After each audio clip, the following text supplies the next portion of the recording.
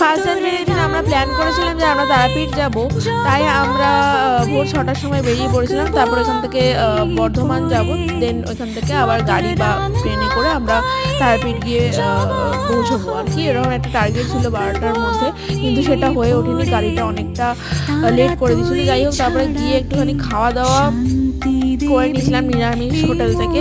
তারপরে পুজো দিতে চলে গেছিলাম একদম ফ্রেশ হয়ে। তারপর পুজো দিয়ে এসে আবার এই জ্যাকেটটা গলিয়ে নিলাম, নিয়ে আর একটু বেরোলাম যে আশপাশটা একটু ঘুরবো, কারণ আমাদের কাছে একটুখানি সময় বেশি ছিল। তাই আমরা ভাবলাম যে একটুখানি ঘুরে নিই, ছবি টবি তুলে আমরা কিছু কেনাকাটি থাকলে